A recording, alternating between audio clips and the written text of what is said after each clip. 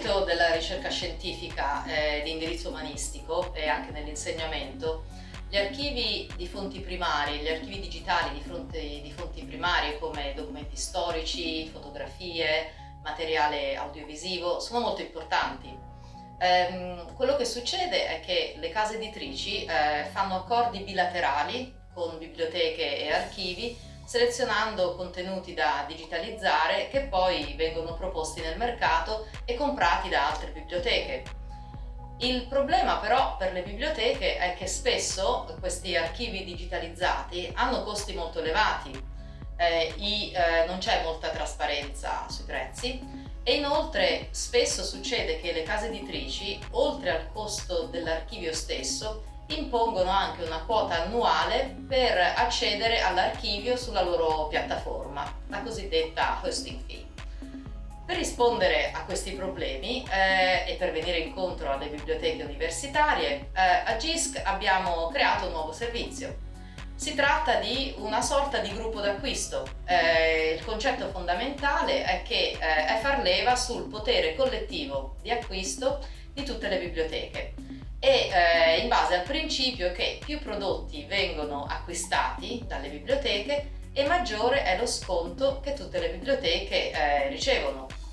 GISC conduce le negoziazioni a livello nazionale per conto delle biblioteche e si accorda con le case editrici per stabilire i prezzi degli archivi, gli sconti, le percentuali di sconto e anche per assicurarsi che non ci siano queste quote aggiuntive annuali. Al momento hanno aderito 8 case editrici a questa iniziativa che hanno proposto più di 90 archivi digitali e circa un quarto delle biblioteche del Regno Unito ha usufruito di questo nuovo servizio, risparmiando più o meno a livello collettivo l'equivalente di 700.000 euro. Noi siamo molto soddisfatti dei risultati ottenuti, perché è una iniziativa relativamente recente. Abbiamo fatto il progetto pilota soltanto nel 2017 e lanciato il servizio nel 2019, quindi molto recente. Al momento stiamo anche lavorando sul progetto pilota per fare in modo che le biblioteche possano accedere gratuitamente agli archivi digitali e così democratizzare ulteriormente l'accesso.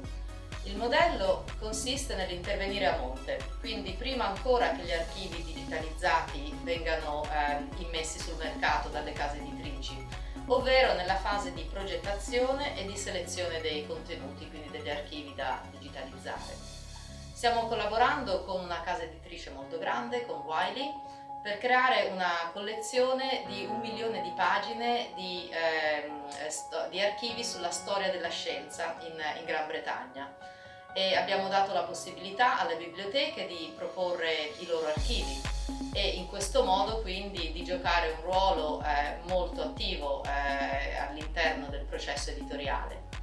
GISC contribuisce parte dei costi sostenuti da Wiley per garantire a tutte le biblioteche accesso gratuito, tutte le biblioteche del Regno Unito, e accesso gratuito al prodotto finale e che poi diventerà comunque accessibile gratuitamente all'estero, quindi a livello universale, trascorsi i 10 anni. L'idea è che i ricavi delle vendite all'estero in questi primi 10 anni potranno poi essere reinvestiti da GISC per contribuire alla digitalizzazione di altre collezioni digitali.